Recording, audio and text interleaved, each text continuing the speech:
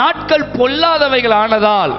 இந்த வார்த்தை எனக்கு 2006லயே தெரியும். ஆனா இன்னைக்கு 2020 வரைக்கும் என் டைம் நான் வேஸ்ட் ஆக்கிட்டு இருக்கேன்.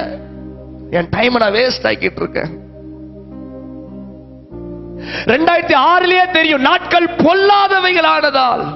உன் காலத்தை புரோஜனப்படுத்து. ரட்சிக்கப்பட்டு என்ன பிரயோஜனம்?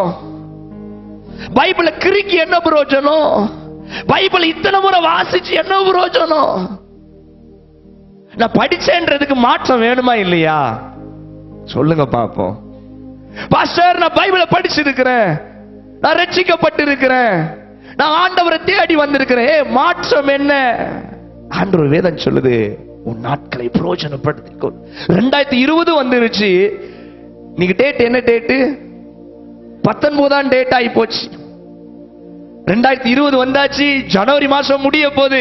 ஆனா திரும்பி பார்க்கிறேன், என் நாட்களை பிரயோஜனப்படுத்தினா ஐயோ இல்லையே.